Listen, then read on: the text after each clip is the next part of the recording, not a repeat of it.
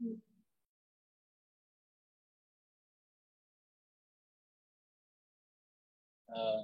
informasi. Saya jadi informasi ya.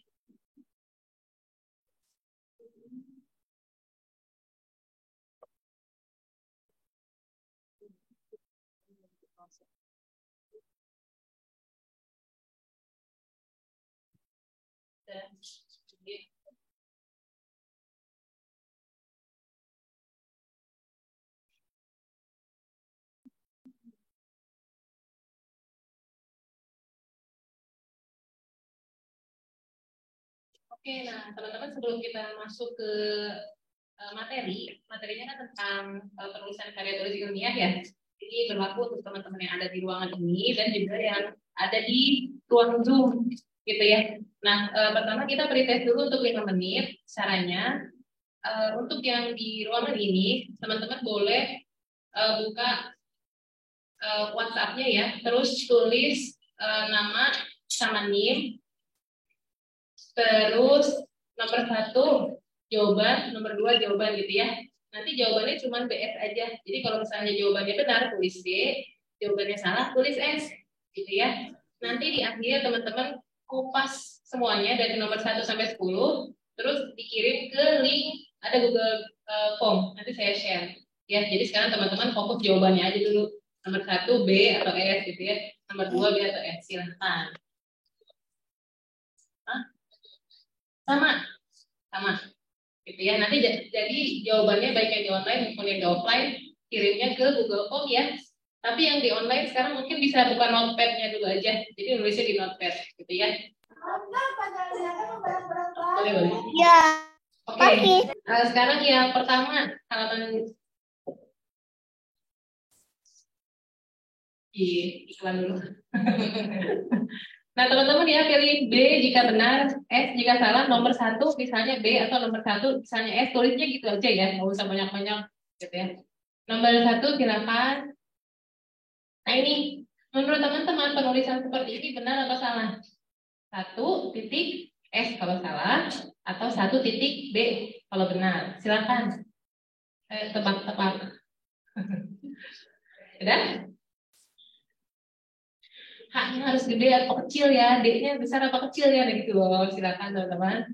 Dan sekarang nomor 2. Nah ini menurut teman-teman benar apa salah ya? Jangan dikasih tahu. Siapa tahu benar. Oke, 2 titik B atau 2 titik S, pilih ya. Silakan. Nomor 3 silakan. Kita ke nomor 3. Nah ini menurut teman-teman penulisan jam benar tidak? Pukulnya sih benar, tapi 13.30-nya apa begini, apa pakai apa, kita silakan. 3 titik B, 3 titik S, pilih yang mana? Silakan, sudah? Ketek ya, nomor 4. Nah ini masih yang tadi ya teman-teman, silakan ini benar apa salah, nomor 4.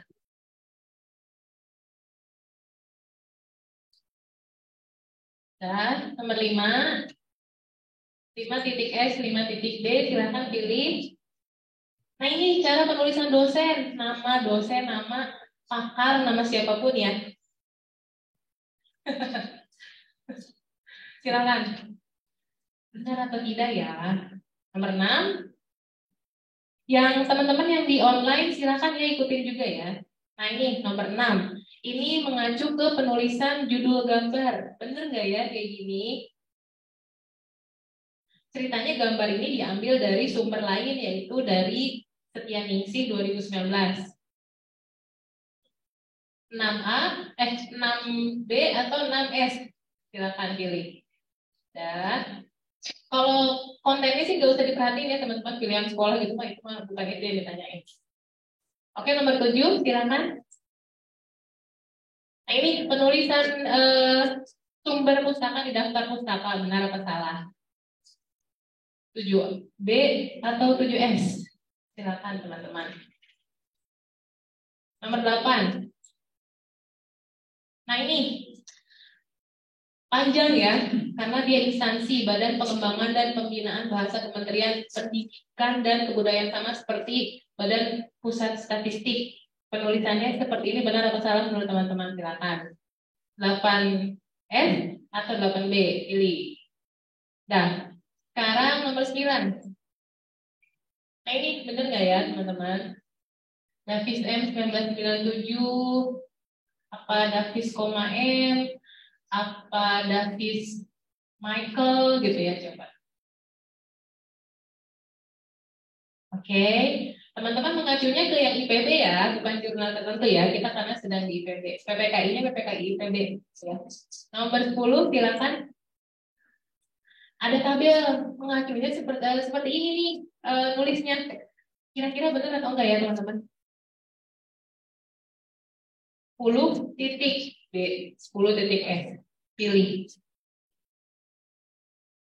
Nah, oke, nah nanti semuanya dikopas, jawaban 1, 2, 3, 4, 5, 6, 7, 8, 9, 10, lalu kirim ke next. Ini teman-teman ipb.link pretest 01. Ya, kopas aja di jawaban, jebret aja semuanya.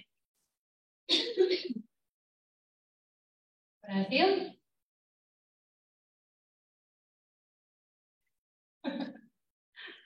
Oke, kalau berhasil, nanti untuk materi pertama akan disampaikan oleh rekan saya, Bu Rindang. Bu Rindang, enggak, silakan. Oke, teman-teman masih ada yang input ini ya, jawaban pretest.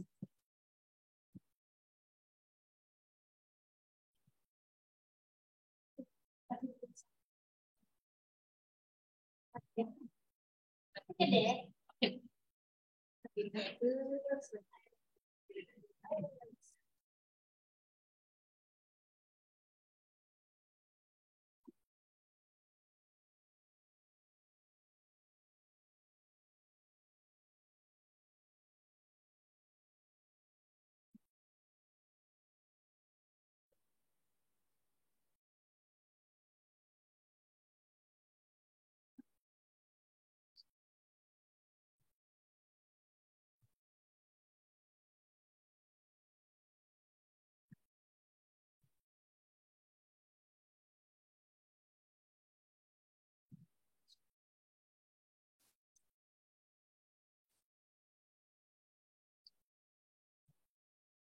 Oke, baik. Assalamualaikum warahmatullahi wabarakatuh.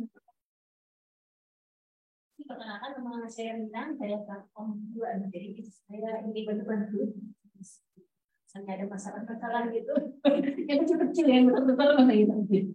Oke. Saya sebelumnya saya sudah sejauh mana sih progres dari penulisan karya ilmiah Anda? Kalau minat belum ya. Di sini ada angkatan 55. Yang 56. 2. Nah, lo malah banyak yang S2 ya. Barangkali bisa memberikan progres tulisan barangkali. Udah sampai sana belum?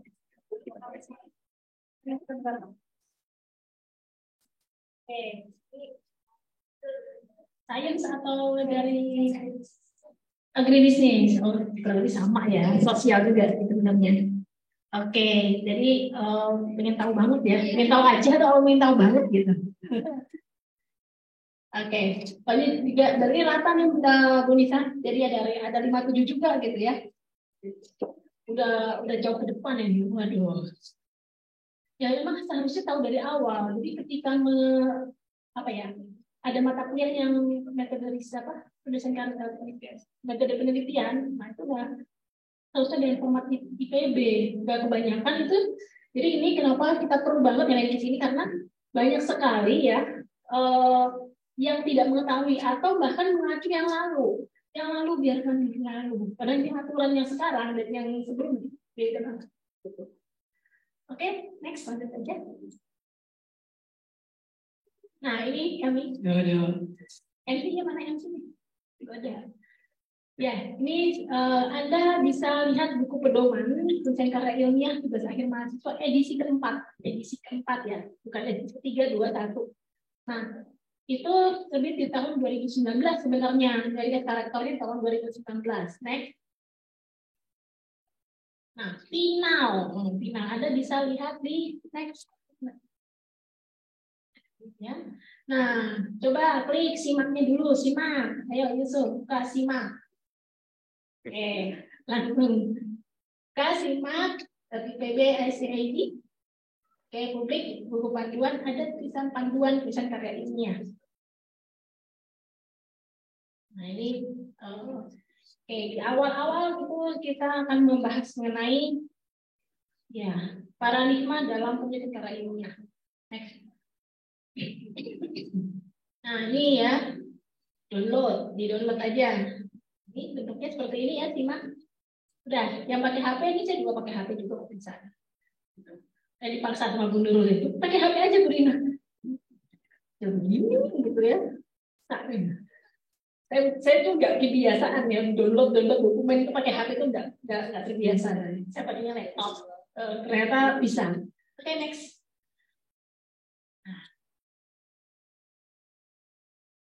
Oke, di sini ada untuk sarjana, magister, gitu, doktor, nah, beda-beda tuh, nggak sama nih apa yang membedakan. Oke, next. Nah, di sini buku ini terdiri dari ada autornya pendahuluan, ya, etika dalam penelitian dan tulis karya ilmiah, etika karya ilmiah, kebahasaan, kemudian angka lambang istilah dan data ilmiah. Jujur ya, saya di universitas lain, saya justru mendapatkan aturan seperti ini hanya dari IPB. Hanya di IPB loh, keterangan dokumen. Oke, itu sangat detail dan itu ternyata ketika di compare ke jurnal-jurnal internasional Scopus itu kurang lebih tidak jauh. Jadi ketika Anda sudah mengikuti kaidahnya IPB itu nggak akan jauh berbeda dengan yang lain gitu. Yang terutama untuk yang final, yang sekarang ini. Jadi ibaratnya Scopus my cup of tea gitu ya, berarti udah kita kerjain dari awal ilustrasi, kemudian kita pustaka dan kita dapat pustaka. Next. Oke, di sini, nah ini dijelasin nih hakikat penelitian, gitu ya. Nah, ada 4 sebenarnya, gitu ya. Kalau misalnya Anda lihat di sini ada 4 hal. Oke, yang pertama itu ya, di sini itu sudah nggak lazim lagi sebenarnya. Itu tebel-tebel. Nah, tidak lazim menentukan, sudah tidak lazim lagi bukannya menentukan jumlah halaman minimum karya ilmiah tugas akhir. Nggak ada, itu nggak lazim. Tugas maksimal minimal nggak ada itu. Yang jelas itu bahkan sampai tinjauan pustaka. Tinjauan pustakanya tebel banget, lampirannya tebel banget gitu. Isinya cuma 10 lembar gitu. Sering terjadi kan? Itu malah justru jadi malah kayak plagiat sebenarnya. Gitu. Nah, di sini yang kedua, konsekuensi lain dari asas peringkasan gaji. Jadi harus ringkas, padat, jelas gitu. Bahkan di Amerika, jadi bedanya disertasi Amerika dan Eropa. Kalau Eropa itu 200 halaman. Amerika, kamu bisa lihat ada sebuah disertasi itu hampir cuma 10 lembar. Jadi kalau American style mereka nggak suka, banyak-banyak nggak suka. Skripsi saya cuma 15 lembar. Tadi saya naik dikit 22 udah sama lampiran. Oke, tapi tembus jurnal Scopus, lumayan. Amin. Oke. Nah di sini wajib untuk mempublikasikan hasil penelitiannya. Ya. Jadi kalau bisa Anda itu langsung publikasi. Jadi gitu habis seminar atau habis sidang itu langsung publikasi di jurnal.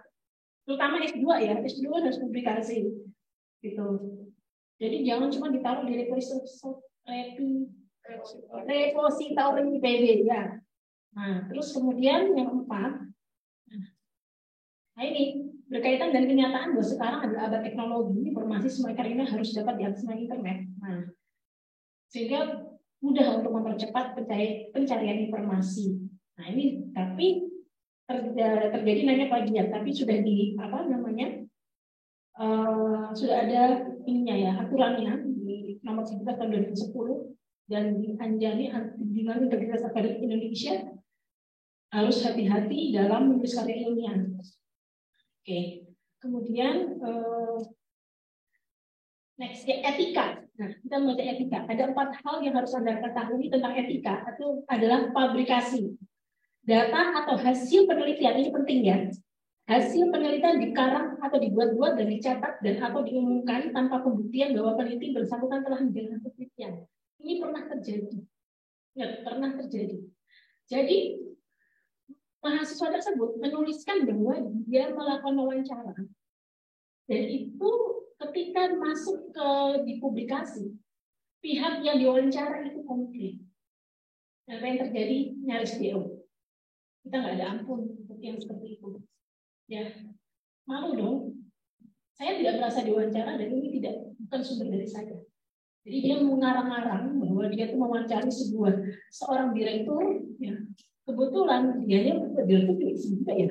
Dia melihat loh, saya tidak pernah menjadi narasumber ini, sumber dari ini. Ya, jadi nggak mungkin lah, gitu ya, nggak mungkin. Sekarang semua akses informasi semua bisa baca, gitu. Kemudian falsifikasi data logam dipalsukan dengan mengubah atau melakukan secara salah, termasuk sengaja membuang data. Nah, ini membuang data signifikan maksudnya. Nggak tahu ini ya, itu kalau dosen itu tahu. Jadi dosen itu ada yang namanya mengerti namanya too good to be true, terlalu baik untuk menjadi benar. Ya, misalnya hasil hipotesisnya menyatakan semuanya signifikan, too good to be true. Itu Anda dapat A itu nggak mungkin. Maksimal Anda dapat nilai B. Itu too good to be true. Karena apalagi di riset sosial tidak mungkin terjadi semua signifikan, perfect. Too good to be true. Justru pasti akan ada salah satu yang tidak signifikan atau yang salah satu atau ada data error atau apa. Karena ini adalah sosial. Beda dengan sains ya, ini sains. Jadi udah ketawa aja kalau misalnya, wah signifikan bagus. Udah senang, padahal di tangan nilai Anda tidak bagus. Karena itu good, terlalu baik untuk menjadi benar. Ya. Oke. Terus kemudian plagiarisme, nah ini apalagi gagasan atau kata-kata lain yang tidak lazim dilanjut dan dikutip. Ini terjadi, saya benar-benar kaget luar biasa. Jadi wajib ya Anda ketika habis menulis itu cek turnitin ya. Nah, cek turnitin harus IPB karena banyak sekali cek turnitin abal-abal.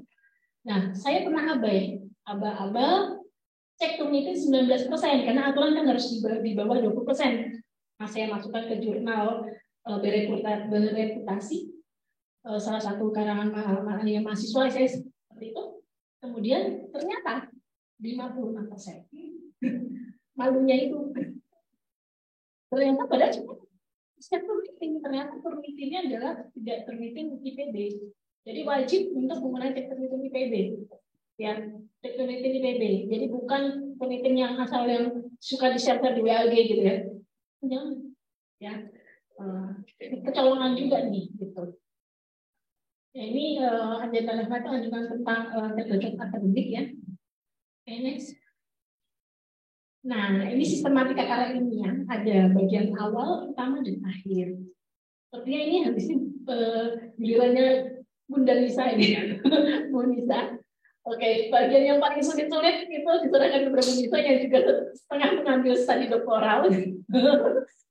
Oke, baik. Saya persilakan kepada Bu Nisa untuk memberikan pengarahan tentang yang poin paling induknya nih, terpenting. Oke, makasih Bu Rindang. Sebenarnya poin Bu Rindang justru lebih penting ya, terutama terkait etika dalam penulisan ya, Bu Rindang. Ini sebagus-bagusnya materi yang kedua ini dibandingkan yang pertama. Kalau yang pertamanya udah gagal, yang keduanya juga terjun gitu ya, teman-teman. Jadi untuk plagiarisme dan lain-lain yang tadi udah dijelasin sama Bu Rindang, harap diperhatikan ya teman-teman. Gitu. Saya duduk di sini boleh ya? Sambil ini pengen nyoret-nyoret boleh?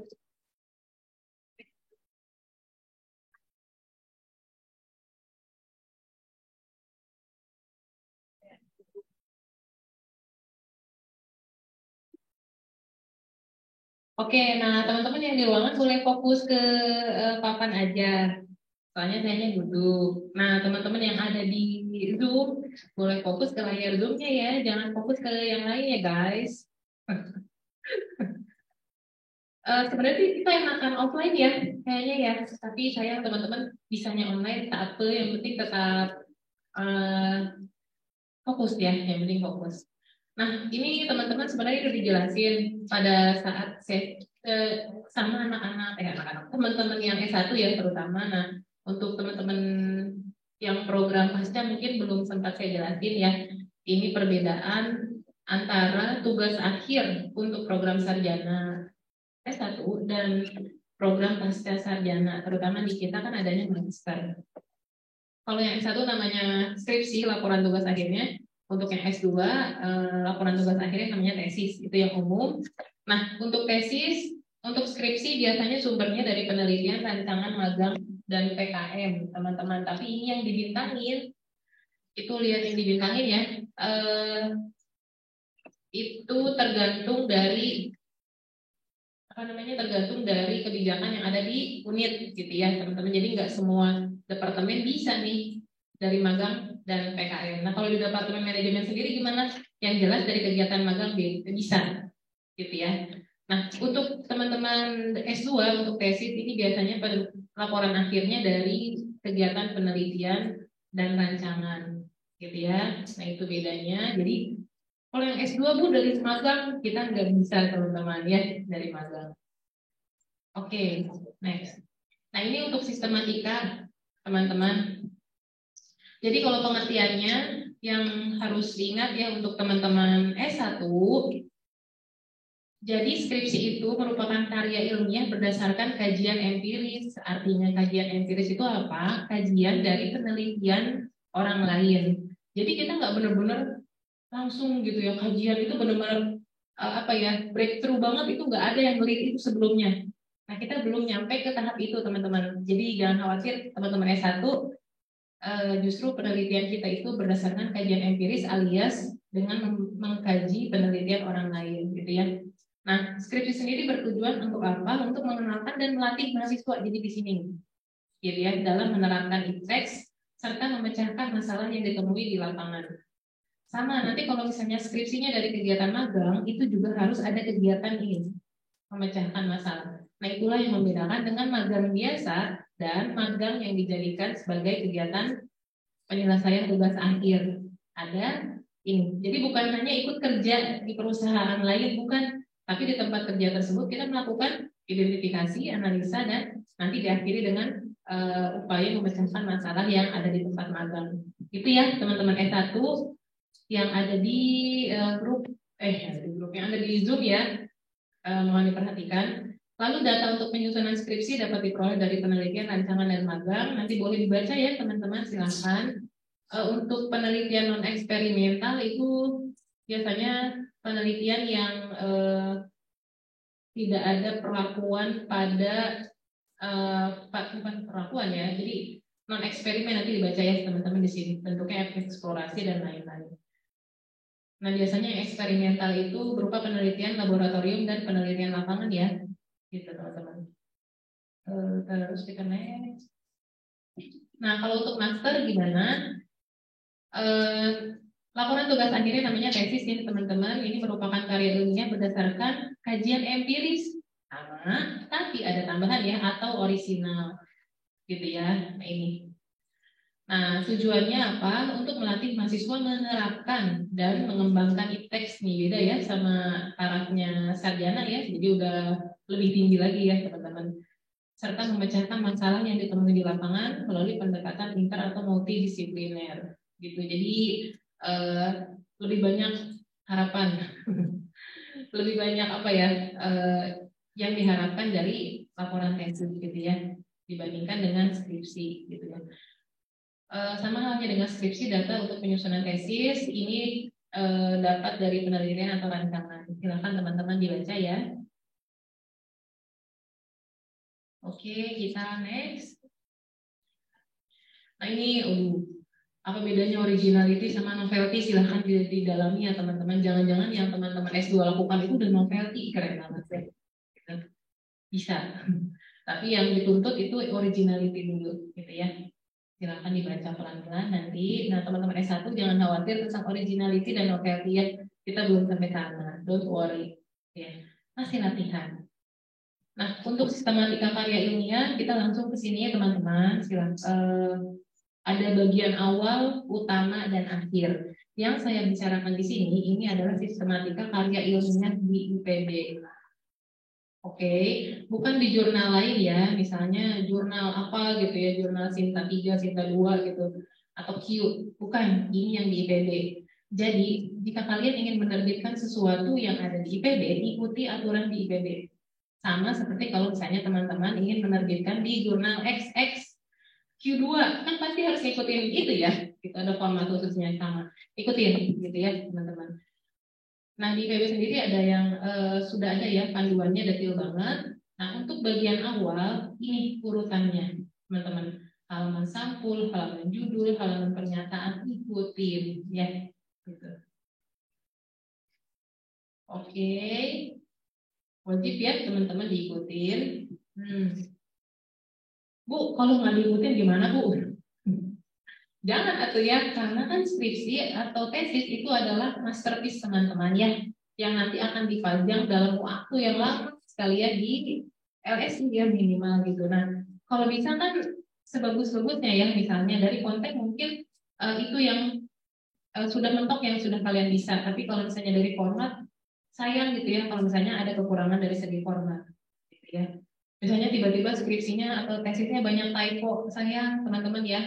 Itu menurunkan kredibilitas karya gitu, intinya banyak typo, jangan-jangan dalamnya kontennya juga miss-missnya gitu banyak gitu ya, sayang. Jadi untuk kesalahan-kesalahan kecil yang itu bisa dihindari gitu ya. Nah ini kesannya kecil teman-teman, tapi kalau banyak typo kan kita terganggu ya, membaca terganggu. Nah itu sayang.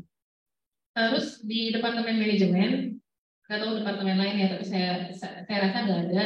Kita ada QC teman-teman. Nah, itu kadang-kadang tuh lama banget di QC, bolak-balik sampai 3 kali karena banyak salahnya. Gitu yang QC tiap biasanya dosen-dosen akademik gitu ya. Nah, jangan sampai kalian menghabiskan waktu lama di proses QC karena tidak mengikuti PPKI edisi 4 ini.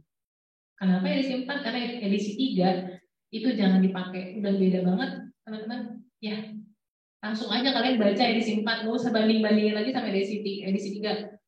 Tapi kalau berpeluangan waktu sih boleh ya, tapi ngapain? Gitu langsung aja kita menganut ke edisi 4. Nah ini teman-teman halaman judul skripsi.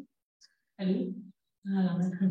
Ini halaman judul skripsi sampai PPKI itu sampai diatur ya sentimeternya. Waktu zaman saya S1 ini belum ada, jadi saya harus mengukur sendiri gitu ya, sedih.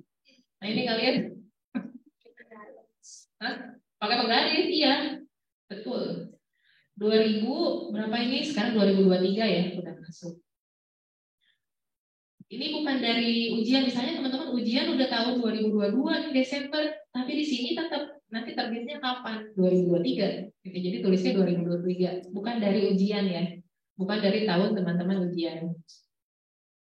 Oke, nah untuk abstrak ini ada yang ditebelin teman-teman. Saya bacain yang penting-pentingnya aja, yang paling sering salah gitu ya. Nah tapi setelah materi KIS ini teman-teman wajib baca lagi buku itu secara keseluruhan karena jujur PPT saya ini belum mencakup semuanya karena keterbatasan waktu dan lain-lain ya, waktu dalam penyampaian dan lain-lain. Tapi saya akan kasih clue mana yang paling sering jadi miss di mahasiswa. Nah untuk abstrak ini memuat wajib ya, latar belakang permasalahan, tujuan penelitian, metode, hasil penelitian dengan penekanan pada temuan baru, dan implikasi yang disajikan secara informatif dan faktual. Di dalam latar belakang tidak boleh ada mengacu ke pustaka tertentu. Tiba-tiba dalam kurung Zahra 2022, jangan teman-teman. Kalau di abstrak udah jangan ada kayak gitu ya, gitu. Karena di abstrak ini itu pure tulisan kalian sendiri. Pure hasil penelitian sendiri, jadi nggak ada mengacu pustaka lagi, ya di abstrak. Tidak ada gambar dan tabel, singkatan hanya dikenalkan jika masih digunakan lagi dalam bagian abstrak. Misalnya di atas ada BPS, ya disingkat. Kalau misalnya di bawahnya muncul lagi gitu ya misalnya. Oke. Yang sering miss ini 200 kata teman-teman, bahasa Indonesia kadang-kadang pas nih 196 pas di translate ke bahasa Inggris jadi panjang lebar 250. Kenapa? Karena ada ada de gitu-gitu kan. Nah, itu teman-teman atur sendiri ya. Bu, susah Bu gitu. Nah, itulah kalian harus berjuang ya supaya seninya itu dapat gimana cara kita meramu kata supaya nggak lebih dari 200. Bu, tapi di jurnal lain boleh tuh Bu 300. Hey, kalian mau nerbitin di mana gitu ya? Mau nerbitin sebagai skripsi atau tesis yang akan dipajang di LSI, ikutin ini gitu ya. Oke, terus kata kunci maksimal 5 ya. 5 kata atau 5 frasa, teman-teman, jangan banyak-banyak, tiba-tiba 7 gitu ya, jangan. Oke, terus kita next yang krusial-krusial aja ya, guys. Nah, untuk tesis itu bukan abstrak, tapi ringkasan atau summary. Sama, ada bahasa Indonesianya dan ada bahasa Inggrisnya, maksimal 2 halaman. Kenapa Bu lebih banyak gitu? Ya, karena bisa jadi yang dibahas lebih banyak ya di tesis karena lebih dalam. Ya, ada originalitas dan lain-lain. Silakan teman-teman diikutin ya untuk tesis. Untuk abstrak cuma 1 paragraf ya teman-teman. Kalau tesis bisa lebih dari itu karena 2 halaman maksimal. Oke.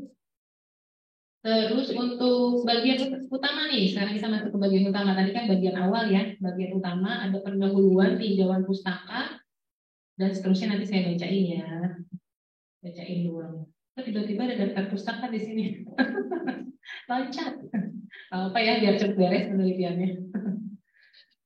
Oke, daftar pustaka ada loncat ke bawah ya. Coba langsung dong. Teman-teman, ketika membuat daftar pustaka, perhatikan baik-baik. Pustaka harus memenuhi kriteria relevan, mutakhir, dan dapat dipercaya. Penting. Tiba-tiba teman-teman masukin yang nggak relevan. Tiba-tiba teman-teman masukin yang jadul, padahal versi mutakhirnya udah ada. Tiba-tiba teman-teman masukin dari detikhot.com. Jangan ya teman-teman ya, sayang gitu ya. Ini kredibel. Ya, cari sumber yang kredibel untuk membuktikan bahwa karya yang kalian bikin itu kredibel gitu ya. Nah, untuk skripsi minimal 15 teman-teman. Oh, salah ya. Laporan akhir itu untuk D3 ya. Maaf teman-teman, skripsi 20, tesis minimal 40, disertasi 50. Ini dari IPB-nya. Tapi kalau unit alias departemen alias prodi teman-teman bisa jadi punya aturan yang beda lagi gitu ya. Ada fakultas tertentu untuk tesis 75 minimal. Untuk disertasi 150 ada. Ikutin yang mana? Ikutin yang unit gitu ya. Oke. Tapi kalau nggak diatur berarti kita ngacu ke yang IPB gitu ya. Jadi ada persyaratan dari IPB, ada persyaratan dari unit gitu ya. Program studi. Acuan yang digunakan harus relevan, udah ya. Yang terbit dari kurun waktu 1 sampai 10 tahun terakhir sebaiknya ya, teman-teman, terutama untuk jurnal 1 sampai 10 tahun terakhir. Terus semua pustaka yang diacu dalam naskah harus dicantumkan dalam daftar pustaka. Ya, tidak ada acuan dalam daftar pustaka yang tidak terdapat dalam naskah. Tiba-tiba di daftar pustaka ada, tapi di naskahnya nggak ada gitu ya. Jangan, Bu, tapi saya baca, tapi saya nggak ngutip. Jangan juga gitu ya. Kalau teman-teman ngutip baru ada. Tapi kalau cuma baca aja nggak ngutip, nggak usah dimasukin ke daftar pustaka, Bu. Tapi jadi kurang dari 20, Bu. Silakan ya teman-teman yang handle. Oke. Terus ini ya, pencantuman pendapat orang lain tanpa mengacu sumbernya dapat digolongkan sebagai plagiarisme karena pembaca beranggapan bahwa uraian tersebut merupakan pendapat sendiri. Jadi kalau misalnya diisi di pembahasan ada kata-kata, kalimat, paragraf yang di situ tidak ada acuannya, itu berarti dianggap sebagai pendapat sendiri. Hati-hati ya, gitu. Kalau memang pendapat sendiri nggak apa-apa, teman-teman silakan. Tapi kalau itu ternyata pendapat orang, ditulis ya sumbernya. Teman-teman menulis sumber juga itu menandakan bagus ya di dalam laporan penelitian itu bagus. Kenapa? Karena teman-teman itu tanda bahwa teman-teman mempelajari sumber lainnya untuk mensupport penelitian kalian. Justru aneh kalau misalnya ada skripsi nggak ada sumber acuannya. Bu, ini saya nggak pemikiran sendiri, jenius gitu. Gitu deh ya pokoknya ya. Itu tanda tanya gitu ya. Untuk aturan pemakaian huruf, silakan teman-teman. Kata asing dan bahasa daerah yang belum menjadi kata serapan ditulis miring, learning outcome, output file, ya. Terus tetapan dan peubah variabel ya yang tidak diketahui dalam matematika miring x, y, l, gitu ya. Ini sering banget Miss. Terus pernyataan rujukan silang, lihat, lanjutan itu juga miring. Itu ceritanya jadi bukan masuk ke dalam pembahasan tapi anjuran bagi pembaca untuk melihat ke lampiran siang miring gitu ya teman-teman. Judul buku atau jurnal yang disebutkan dalam tubuh tulisan miring gitu ya. Silakan dibaca pelan-pelan. Ini tadi keluar pas pretest nggak tahu benar apa salah. Oke, nah terus yang penting lagi adalah nama bangsa, bahasa orang, agama, hari, bulan, dan lain-lain ya. Ini ngikutin ini teman-teman, agama Islam I-nya besar, Kristen gitu ya, K-nya besar, Hindu hanya besar, Masehi, Hijriah, Saka, gerakan 30 September ya teman-teman, ikutin. Nama-nama geografi yang melekat pada nama produk, Asinan Bogor, Bakso Malang gitu ya. Tapi kalau nama geografi tersebut melekat pada nama produk dan bukan jadi ciri khas daerah tersebut, kecil gitu ya, huruf pertamanya. Bika Ambon kan bukan dari Ambon ya, gitu ya. Gula Jawa di Sunda juga ada gula Jawa gitu ya. Gitu. Oke. Terus nah ini aturan pemakaian huruf teman-teman. Penulisan nama orang pada hukum, dalil, uji teori, metode, analisis ini itu ya, pakai huruf besar ya. Hukum Dalton, D-nya besar. Uji Duncan, D-nya besar. Ayo, siapa yang jawab salah? Metode Epstein apa itu ya? Oke. Pengecualian, penulisan nama orang pada benda yang merupakan nama dagang masih diesel. Nah, ini kecil baru. Ya. Terus penamaan yang disingkat. PHA, proses hierarki analitik. Ya, besar ya. Terus huruf tebal. Nah, ini tata cara penulisan huruf tebal teman-teman untuk judul bab dan subbab tebal ya, pendahuluan, latar belakang gitu ya, tebal. Silahkan dibaca.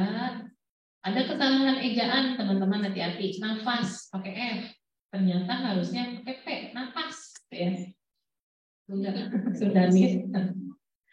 Tapi negatif tadi, bukan negatif ya, negatif. Biar nggak kebolak-balik, teman-teman fokus aja di kolom yang terakhir, nggak usah baca yang kolom tengah ya, ntar kebolak-balik. Nah, pas ya baca aja negatif, aktif, aktivitas pakai V, bukan P. Seringnya pakai F ya. Hati-hati. Provinsi P, pada pakai P ya. Ternyata pakai P gitu ya.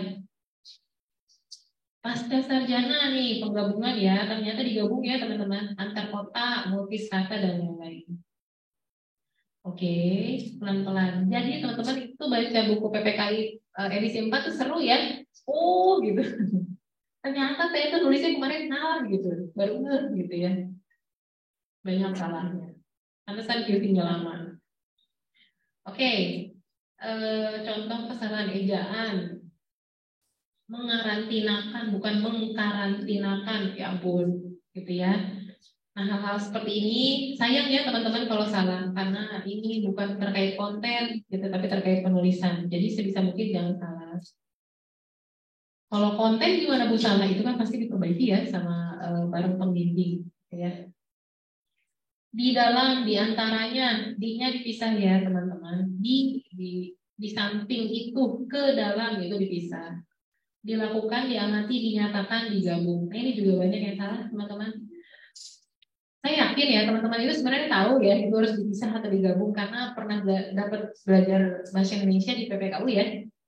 Cuman karena kita lupa gitu nulis jadi ada tentang aja deh dibenerinnya gitu. Akhirnya lupa gitu ya. Nah ini teman-teman tanda titik pukul 13.30 pakai titik. Kita pakainya itu Bu, tapi di ini pakai titik 2 Bu, gimana itu? Iya betul, di sana pakai titik 2, kalau di PB mah titik aja, gitu ya, ikutin yang di PB. Tanda desimal teman-teman, kita pakai koma ya, bukan titik, oke. di PPKI edisi 3 itu pakai titik gitu ya. Makanya itu beda jauh. Kita pakai koma untuk tanda desimal. Termasuk bilangan desimal yang kalian tulis di tabel pakai koma juga. Di konten atau di naskahnya udah benar, ya di tabel masih pakai titik gitu ya. Karena kopas dari hasil olahan Excel misalnya ke bawah titiknya. Ganti dulu ya, di Word harus pakai koma. Tahun nggak pakai pemisah ya teman-teman, langsung 1995 ya. Penulisan nama orang, prof titik doktor titik insinyur titik bisa. Amin. Koma M titik SI digabung titik ya. Bu, panjang banyak titiknya, ikutin aja lah kalau bisa sih gitu ya. Oke, penulisan nilai uang RP titik nggak usah pakai titik guys, langsung aja lihat yang benar ini ya. Ini yang di bagian yang salah ini itu sesungguhnya adalah edisi 3. Ya, hati-hati ya teman-teman. Edisi 3 sempat kita seperti ini. Jadi banyak mahasiswa yang mencontoh, bukan mencontoh ya, iya. Baca-baca dari skripsi kakak kelas. Oh, terus ini, oh ya, ikutin. Gitu ya. Jadi selain baca skripsi kakak kelas, baca juga PPKI edisi 4-nya ya, teman-teman. Oke, ini ada lagi panduan bentuk baku atau benar, bukan titik-titik melainkan, ya. Jadi jangan pakai bukan titik-titik tetapi, gitu ya. Hal-hal sedetil ini bahkan diatur di PPKI edisi 4. Oke.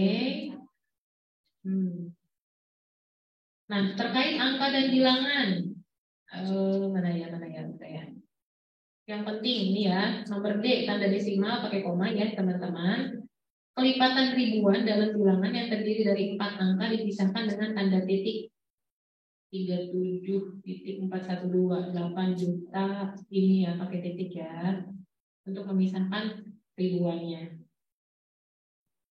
Oke.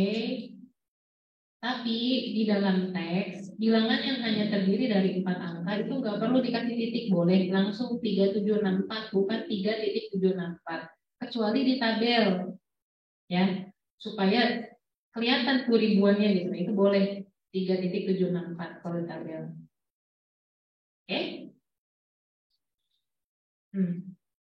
Nah ini untuk penulisan dan penyajian tabel teman-teman, ini juga banyak banget sering ya, kalau bisa dibilang 70% ya masih keliru teman-teman. Judul tabel di tengah, kalau misalnya judulnya pendek cuma 1 baris, itu diletakkan di tengah ya. Tabel 1 langsung judulnya, nggak pakai titik ya. Terus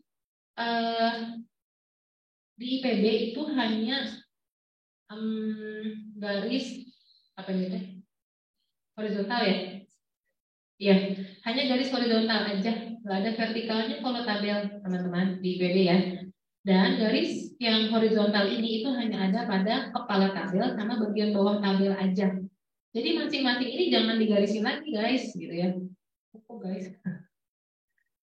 Oke, jangan ya Bu. Ini susah baca Bu. Udah ikutin aja gitu ya kayak gini. Oh, saya mau gini aja Bu biar jelas Bu. Jangan gitu ya. Nanti balik lagi habis di QC balik lagi gitu ya makin lama. Oke. Jarak dari judul tabel ke garis ini itu 3 pt. Bayangkan teman-teman sampai hal kecil itu aja diatur ya. Gitu ya. Oke. Nah, ini kecil teman-teman, tadi contoh ya. Ini contoh yang benar. Silakan. Ini juga contoh yang benar. Boleh ya kalau misalnya teman-teman nggak yakin, tapi jangan digarisin semuanya gitu ya teman-teman. Digaris horizontal semua jangan, yang jelas nggak ada vertikal. Oke. Terus teman-teman kalau tabelnya panjang banget sampai teman-teman memerlukan 2 halaman untuk menyajikan tabel pada halaman baru wajib pakai judul tabel lagi sama kepala tabel lagi. Oke? Itu banyak banget yang miss ya di situ. Nah ini penyajian gambar. Oh, untuk yang tabel kalau judulnya panjang teman-teman perhatikan cara penulisannya kayak gini ya untuk judulnya. Tabel 6.3 langsung judul. Tapi dia kayak apa ini ya? Kata apa ya Bu Nurul ya? ya kiri kanan menjorok gitu ya, gitu teman-teman.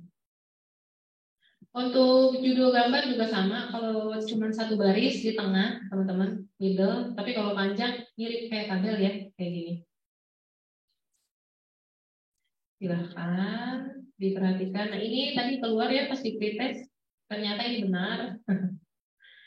Gambar 6.8 nggak pakai titik lagi ya, setelah 8 ya, langsung judul. Terus Setianingsih nggak pakai koma, langsung dijebretin Setianingsih 2019. Ya, itu versi IPB. Nah ini teman-teman, kita 7 menit lagi ya Bu Nurul ya. Ini pengutipan pustaka dan penyusunan daftar pustaka teman-teman, harus kredibel ya. Jadi jangan dari web-web gosip gitu tiba-tiba gitu ya, dan lain-lain. Minimal .gov.edu.ac lah minimal ya. Gitu. Oke. Nah ini teman-teman hati-hati juga ya. Text time sih memang, tapi buat karya yang lebih baik kenapa tidak ya? Karena itu kan masterpiece ya teman-teman. Gitu. Nama penulis itu beda-beda ya, nama keluarganya di berbagai negara beda-beda. Ada yang disimpan di belakang, ada yang nama depannya itu sesungguhnya nama keluarga gitu ya. Jadi cek lagi. Kue Kian Gi, ternyata kuenya itu adalah nama keluarga bukan Gi ya. Oke, nah ini juga sama, boleh teman-teman dibaca pelan-pelan nanti ya sambil ngemil-ngemil gitu ya, boleh. Nah ini kecil banget ya, kelihatan nggak? Masya Allah. Nggak percaya. Kesannya saya kecil banget di sini. Oke. Nah, teman-teman, nama asli pengarang Devina. Penulisan di daftar pustaka Devina titik 2019 judul. Kalau di tubuh tulisan dalam kurung Devina 2019 jangan pakai koma. Devina nggak pakai koma langsung. Ya. Ya itu yang membedakan dengan edisi sebelumnya ya. Gitu. Sunarti di daftar pustaka Sunarti titik 2005 terus lanjut judul ya. Nah kalau di pengacuan di tubuh tulisan Sunarti 2005 nya nggak usah lagi ya, cukup nama belakang ya atau nama keluarga gitu. Kalau ada dua gimana? Nama aslinya Sunarti dan Ruli Purwani, jadinya di daftar pustaka Sunarti Purwani R titik 2016 baru judul, nggak pakai dan, nggak pakai n ya, tidak ada dan tidak ada n di daftar pustaka. Oke, pakai koma. Tapi kalau di tubuh tulisan gimana? Sunarti dan Purwani 2016 nggak pakai koma ya, langsung. Pengacuan di tubuh tulisan boleh pakai dan ya teman-teman. Oke, yang lainnya sepertinya Ucai. Oh, kalau misalnya banyak penulisnya di daftar pustaka itu dijabarin semua. Ya, sebisa mungkin di daftar pustaka nggak ada et al. Males kayaknya nulis itu panjang. Yaudah deh, Puspitawati et al. 2012 baru judul. Jangan dijabarin teman-teman kalau daftar pustaka ya. Tapi di dalam tubuh tulisan ketika mengacu itu boleh pakai et al. Kecuali kalau penulisnya lebih dari 10 baru pakai et al di daftar pustaka. Ya, emang ada 10 ada ya, walaupun jarang.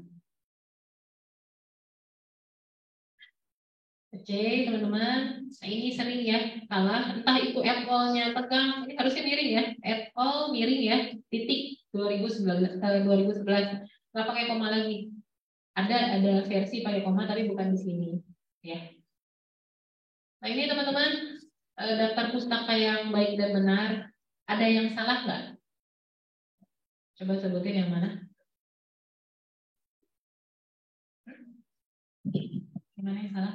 Bu. Hah? Iya yang pertama ya.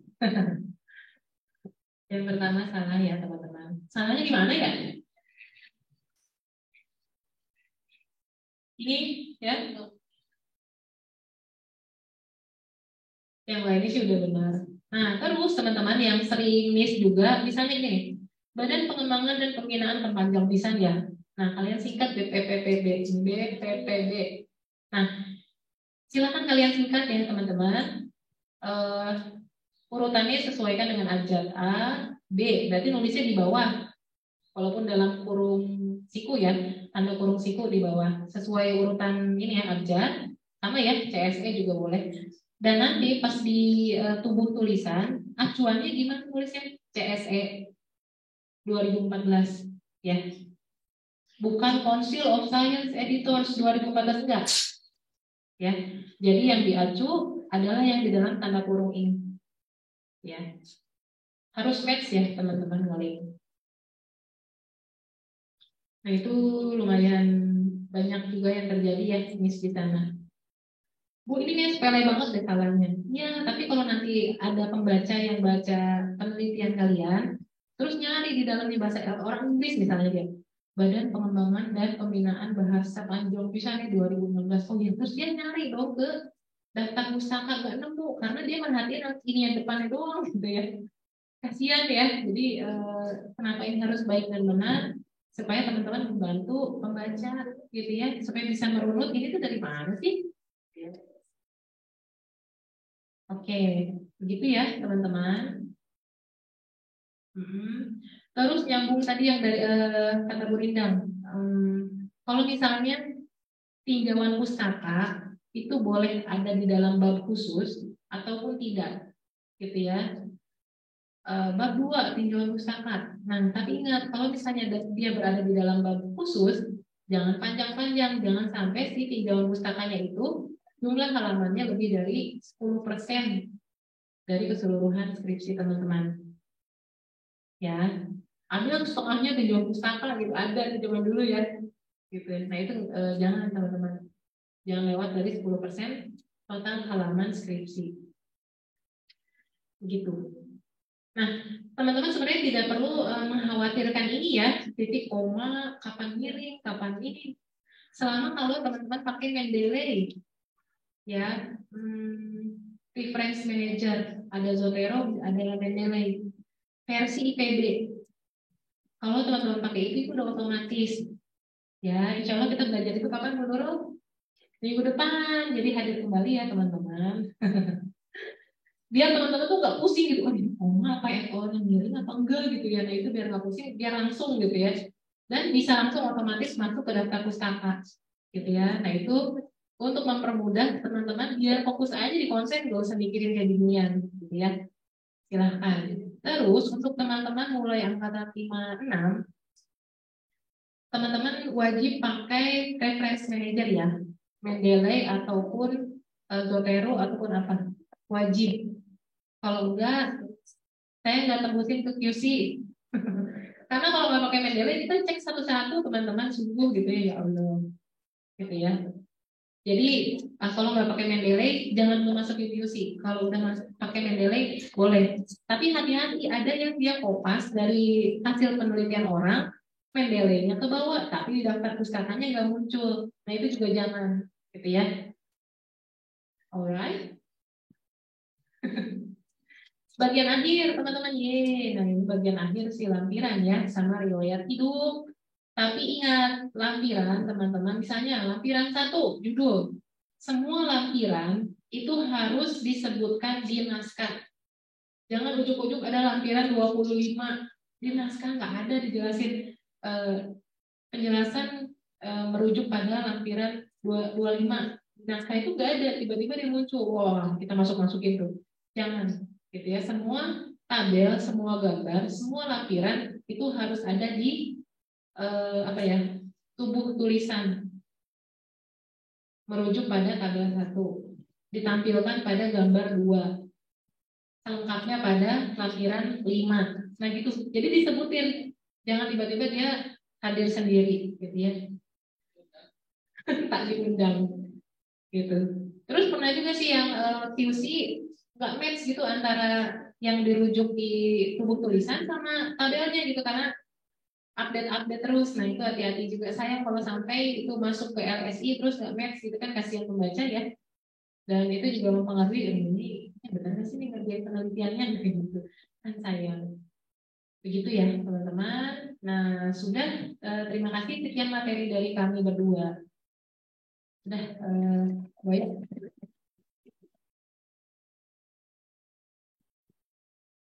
Baik, mungkin selanjutnya kita lanjut ke sesi tanya jawab dan juga diskusi. Jika ada yang ingin bertanya, dipersilakan.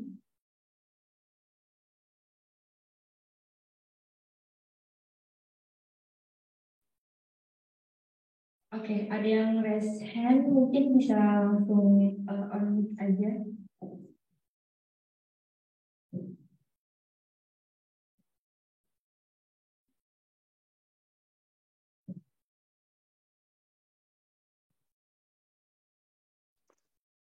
Baik, sebelumnya mohon maaf, apakah suara saya terdengar ya? Baik, mungkin boleh Kak Kartika langsung on mic dulu.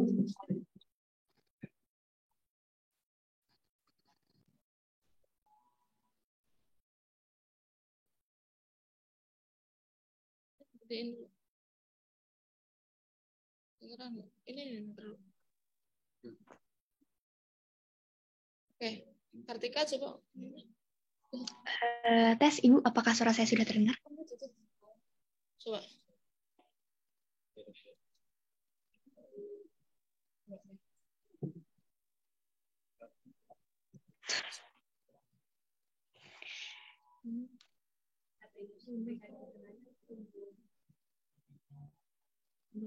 Halo Kartika, kedengeran nggak?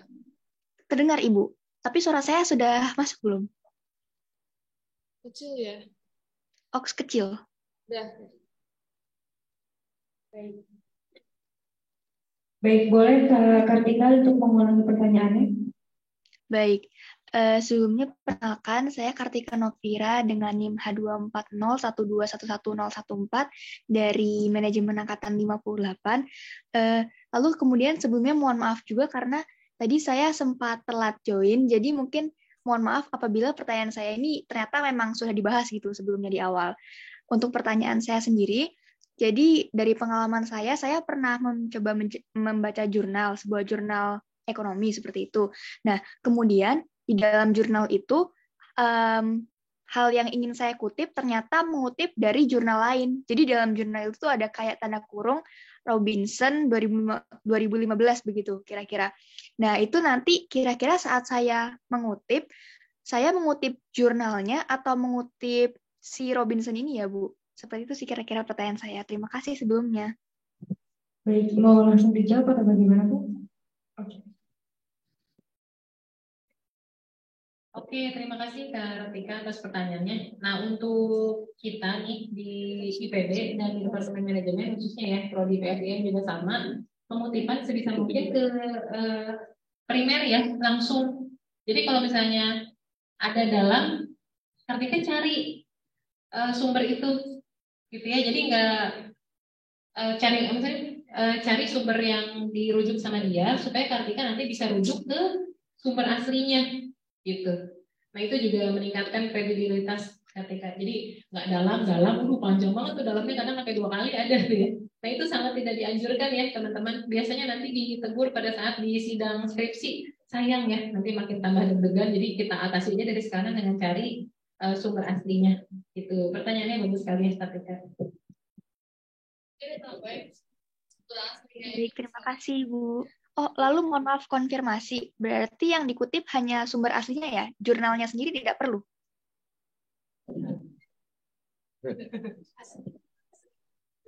Aslinya.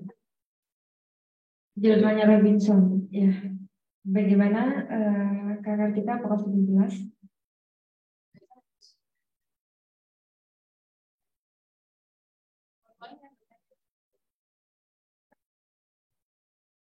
Baik, mungkin langsung ke penanya selanjutnya, boleh Kak Ike.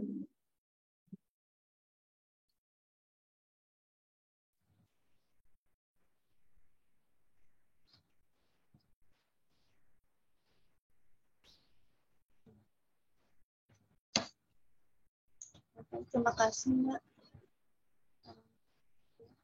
Terima kasih, Mbak. Mohon izin, perkenalkan saya Ike Trisnawati dari teman Angkatan 2021. Mohon izin bertanya, Ibu, jika Jika misal mahasiswa ingin mengutip gitu ya Bu, kan kalau saya baca di PPK itu tidak boleh mengutip dari buku gitu ya Bu, harus dari jurnal. Nah sedangkan di bukunya itu tidak mencantumkan sumbernya tapi dari si penulis buku itu. Nah itu apakah boleh Ibu, misalnya berdasarkan Mangkunegara tahun 2016 seperti itu, apakah boleh? Terus yang kedua, jika kita mengutip dari internet itu apakah diperbolehkan Bu? Kalau saya lihat di PPK itu memang ada dan boleh ya Bu ya, apakah benar? Terus yang pertanyaan ketiga sebenarnya saya lupa Bu, nanti mungkin di sesi selanjutnya aja Bu. Terima kasih Bu. Assalamualaikum warahmatullahi wabarakatuh. Terima kasih. Mungkin boleh dijawab oleh bisa.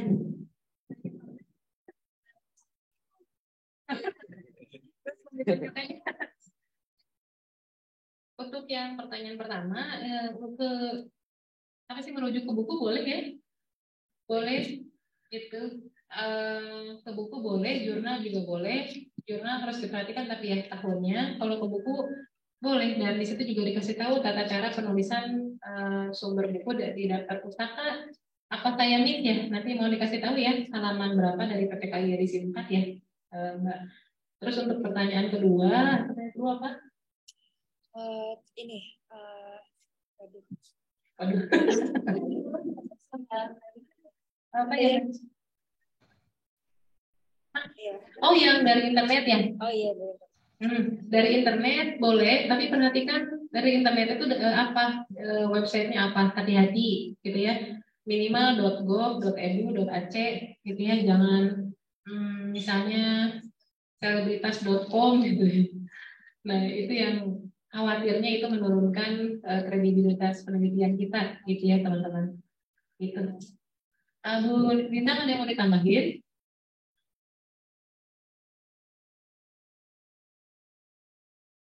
Baik, bagaimana kayaknya apakah sudah jelas? Terima kasih banyak Ibu.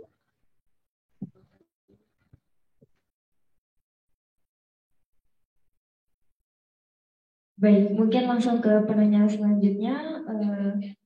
Oke, kita lanjut ke yang offline dulu, mungkin boleh.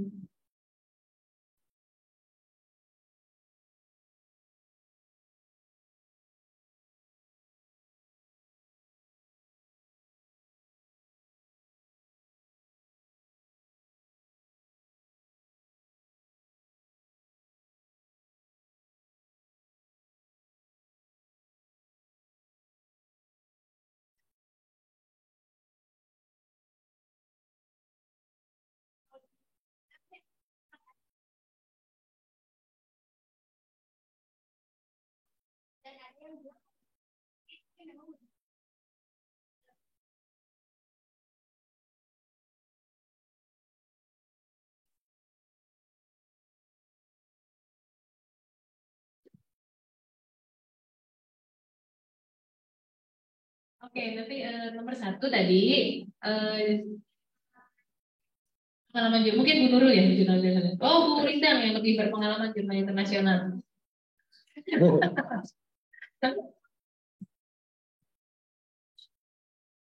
Saya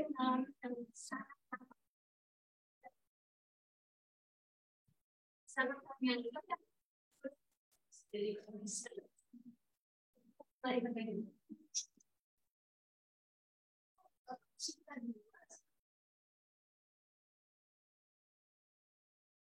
tapi dia fokus dia tapi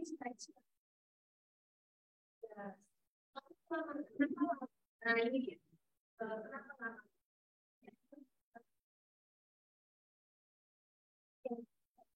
Pak sendiri deh. Jadi gini, kalau terkait dengan jurnal internasional ya, ada yang lama, ada yang bisa lama gitu ya. Nah, terus ada yang nanti tuh impact itu sama di apa di impact factornya gitu. Apa namanya nanti H indeksnya kita. Jadi kalau misalnya kalau bisa, kamu yang open jangan yang close. Jadi saya tuh masuknya close ya. Kenapa bayarnya murah? Ya, kalau bayarnya murah, biasanya university tuh. Tapi akhirnya itu ke depannya ke kita nggak enak. Jadi hak indeksnya kita jadinya nggak naik ya, kurang banyak gitu kita ikuti. Tapi kalau yang open itu dia bayarnya memang mahal, di atas 10 gitu biasanya. Biasanya dulu tuh 7 sampai 7 ke atas lah gitu. Tapi open. Jadi nanti kalau misalnya di kita juga lebih bagus gitu. Dan dia lebih cepat. Gitu. Saya tuh lama sekali. Saya tuh dulu di revisi itu 18 kali dari 9 negara di filmnya. Itu frustasi sih, benar frustasi, sangat-sangat frustasi pada itu. Cuma gimana jurnal jadi kok susahnya minta ampun gitu ya. Nah, ternyata itu yang diasasi harus masukinnya di open, dan memang bayarnya itu memang lumayan sih ya gitu. Tapi ya lumayannya itu ke depannya di indeks kita itu banyak dikutip gitu. Jadi kalau misalnya mensiasati gimana? Nah, Anda kan punya jasa pemilih ya, itu dijadikan di nama kedua. Ya, harus di nama kedua karena Anda yang buat, tidak boleh di nama pertama, itu etika ya. Di nama kedua karena setiap banyak pemilih itu dapat dana untuk penulisan di jurnal internasional.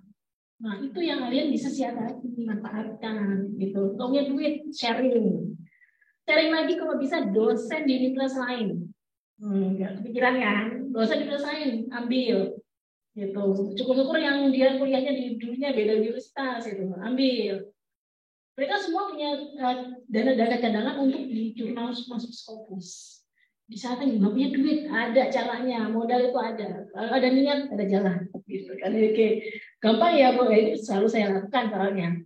Terusnya ya seperti itu. Jadi kalau misalnya saya caranya open, yang bayar. Ayo bayar gimana? Kita kerjasama dong sama dosen baik dari di universitas. Kenapa? Kalau 3 universitas berbeda itu lebih cepat diterima. Ya, sharing dosen. Ya, itu misalnya gini udah jadi nih misalnya skripsi tesis ya, jadi kan nama kedua dosen, tapi untuk publikasi masukin dosen lain dari luar. Nah, itu cara mensiasatinya. Dan kalau bisa dosen itu dia yang punya nama di luar. Kalau bisa prof, ya, dia punya nama di luar. Kenapa? Dia sudah kedetek. Kenapa? Itu bisa terjadi ketika dia melakukan kesalahan. Jadi gini, ada si mungkin saya nggak bisa sebut namanya. Jadi dia cerita udah masukin ke jurnal internasional. Kemudian dia masukin lagi, misalnya berbarengan. Itu marah. Di luar negeri itu sama dengan itu beratnya itu mencela, berat mereka sakit hati. Dan itu tahu apa yang terjadi? Dia bilang, nama ini tidak sudah blacklist, ya, blacklist jurnal internasional manapun. Nah, karena mereka saking sakit hatinya. Jadi nggak boleh ya. Itu belajar. Kebanyakan anak-anak belajar dari sekarang nih. Misalnya undang orang, itu diundang. Terus siapa nih yang mau? Nah, itu kerjaan seperti itu akan berlanjut ketika Anda nanti memasukkan paper sebelum di-reject jangan tunggu. Apa kalau nggak sabar boleh saya tarik. Kalau mereka bilang oke, boleh ditarik, oke, baru ditarik. Kalau sampai ada gini juga, di luar negeri itu sangat-sangat mereka sakit hatinya itu kayak gitu. Sampai berapa tahun ini, teman saya tetap di blacklist, nggak bisa masuk jurnal internasional, nggak bisa masuk di jurnal, akhirnya profesornya tertunda. Ini gitu ya. Nah, itu jadi ingat ya aturan-aturan etika di dalam kita membaca ilmiah. Kemudian ada pertanyaan nomor berapa?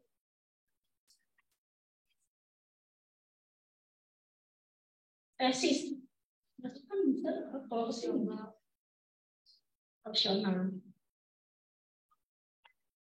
Ya. Kalau mengutip letter misalnya mengutip. Nah, makanya saya bilang kalau ngomongin dalam-dalam itu ya aslinya nggak kayak gitu biasanya.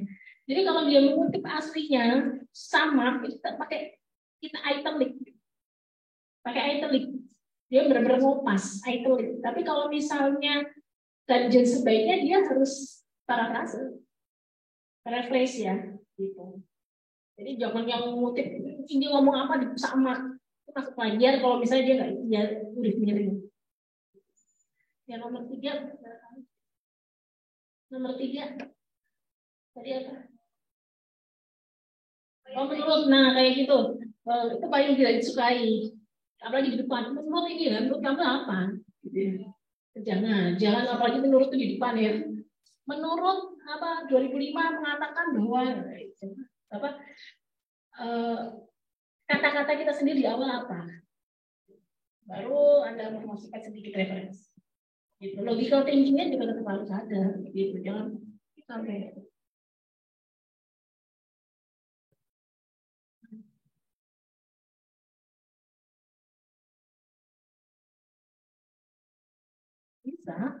Bisa, ya. Bisa, 10 itu bisa.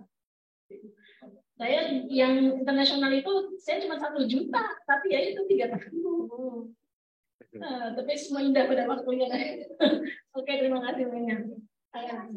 Ya, sama. Ini yang online. Ganti saja. Kembalikan ke MC. Baik.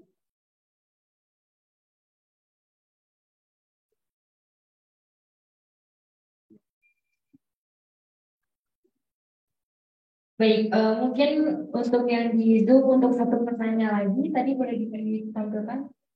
Oke, mungkin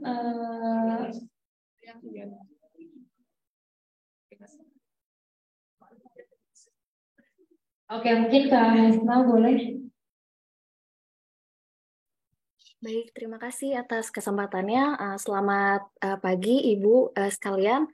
Mohon izin bertanya. Pertama terkait teknik penulisan, yaitu dari abstrak.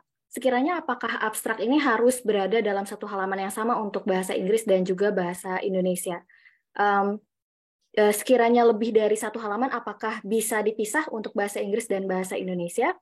Kemudian pertanyaan kedua terkait dengan penulisan tabel. Jika tadi penulisan baris tabel itu lebih banyak dari halamannya bisa ditambahkan di baris selanjutnya. Namun jika penulisan kolomnya yang lebih banyak sehingga penulisan menjadi berantakan, apakah ukuran font dapat dilakukan dikecilkan, dan jika dapat dikecilkan sekiranya berapa ukuran font terkecil yang bisa digunakan dalam penulisan berdasarkan PPKI.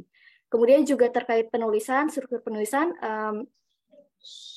terkait penulisan sumber, jika kesulitan untuk mencari sumber lebih dari 10 tahun terakhir, sehingga menggunakan teori di luar 10 tahun terakhir, apakah masih diberikan toleransi untuk penulisan berdasarkan PPKI tersebut? Kemudian pertanyaan terakhir, terkait penulisan dengan tanda koma, apakah yang benar itu A, B, dan C, atau A, B, dan C? Sekian, terima kasih. Mohon maaf atas pertanyaannya terlalu banyak. Baik, mungkin akan dijawab oleh Bu Nisa atau Bu Nindam. Baik.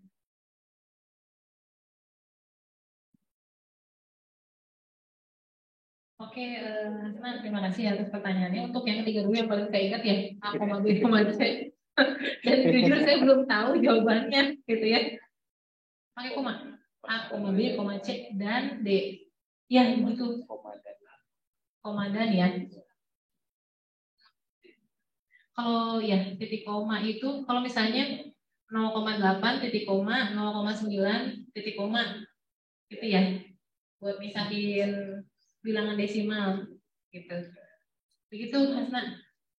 Terus yang kedua apa? Yang ini yang kesulitan sumber 10 tahun ke belakang. Oh, kesulitan sumber, kalau benar-benar kesulitan sumber nggak apa-apa ya, masih ditoleransi. Tapi nanti kalau ada pertanyaan, ini lama banget, kenapa? Peneliti harus sudah punya jawabannya, karena dalam 10 tahun terakhir penelitian tentang hal tersebut masih jarang. Misalnya bisa seperti itu, gitu ya. Jadi apapun yang kita cantumkan itu harus ada dasar kuatnya. Intinya itu. Sama penulisan kolom boleh disusulkan sama minimal fontnya berapa? Oh iya, ada yang masih mentoleransi untuk portret ya, tapi itu nggak terlalu disukai sebenarnya kalau portret. Terus kalau dikecilin boleh, selama dia marginnya tuh nggak mepet banget, gitu ya. Boleh dikecilin, tapi kalau nggak salah saya belum baca lagi sampai sekecil apa. Atau kalau misalnya nemu jawabannya, kasih tahu saya. Normalnya 10, gitu ya, supaya bagus. Gitu ya. Terakhir Ibu, tulisan abstrak 1 halaman aja sama boleh bahasa Inggris bahasa Indonesia. Ya, dianjurkan terus terang bahasa Indonesia, bahasa Inggris dalam satu halaman karena sama-sama 200 kata, tapi dalam kasus tertentu bisa malah jadi satu halaman lebih karena misalnya judulnya panjang dan lain-lain. Yang jelas abstrak entah itu bahasa Indonesia, entah itu abstrak bahasa Inggris nggak boleh kepotong. Jadi kalau sangat terpaksa depannya bahasa Indonesia, belakangnya bahasa Inggris. Tapi idealnya Indonesia dan Inggris satu halaman gitu. Jadi bilangmu aja itu kata-katanya gimana. Ya.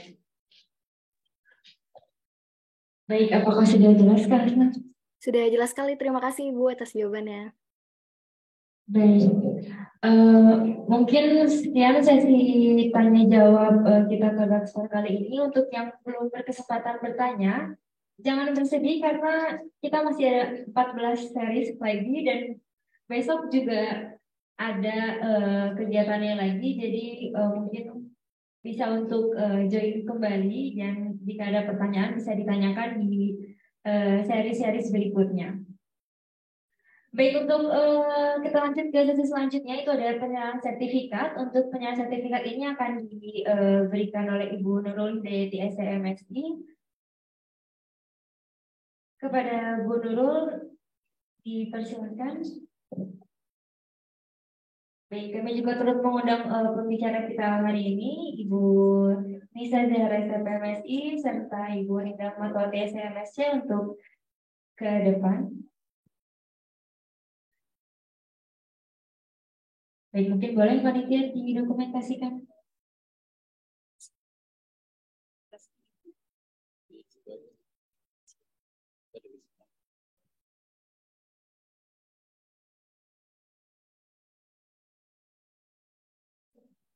Baik, selanjutnya penyerahan sertifikat kepada pembicara yang kedua, itu Ibu Rina atau TSMSC. Boleh difoto dulu.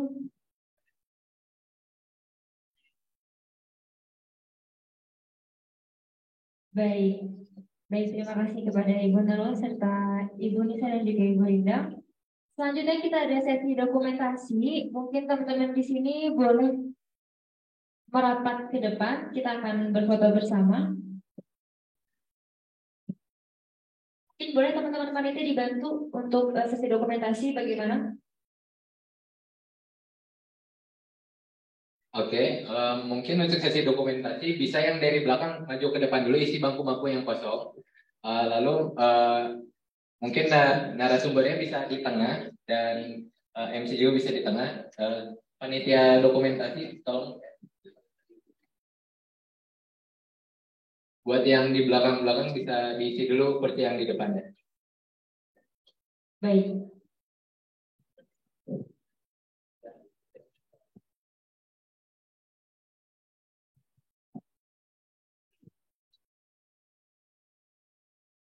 Yang di Zoom juga nanti bakal didokumentasi, jadi mungkin boleh teman-teman yang di Zoom untuk on cam.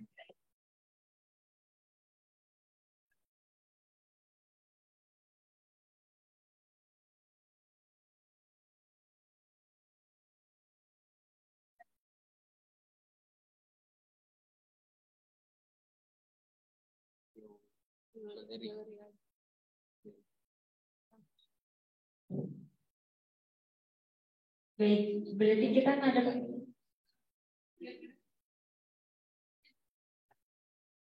Baik, mungkin teman-teman boleh untuk maju ke depan.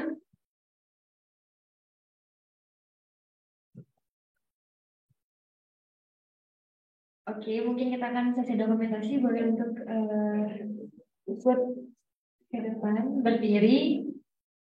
Kalian bareng sama yang di Zoom. Ayo mungkin bisa dipercepat teman-teman karena kita bakal saling jumpa untuk yang masalah itu.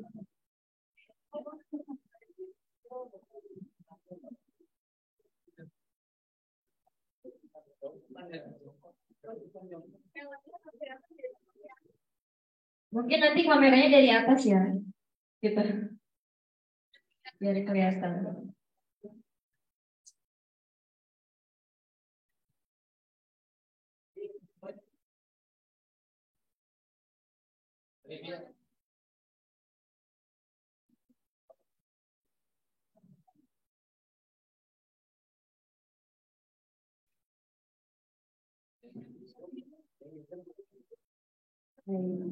Siap-siap ya yang di Zoom maupun yang di sini. 1, 2, 3. Mau dong ganti gaya. Oke. Lagi ya ganti gaya. 1, 2, 3. Baik, cukup ya? Cukup, oke.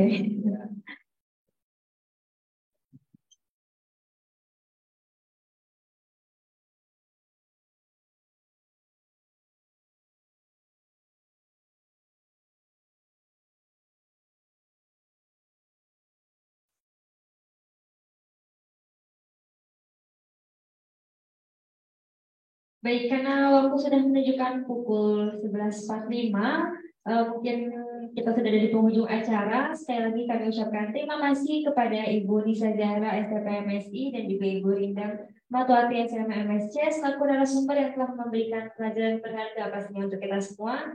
Terima kasih juga kami sampaikan kepada para partisipan yang sudah mengikuti acara ini dari awal hingga akhir dengan sangat baik.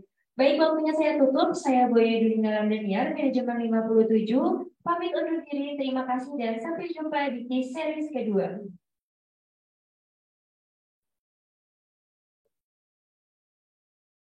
Oh ya, untuk yang di Zoom jangan lupa mengisi presensi yang ada di kolom chat, dan untuk yang offline silakan mengisi presensi untuk tanda tangan di kertas itu. Di mana?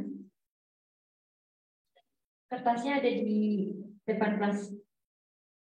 Oh, udah, oke.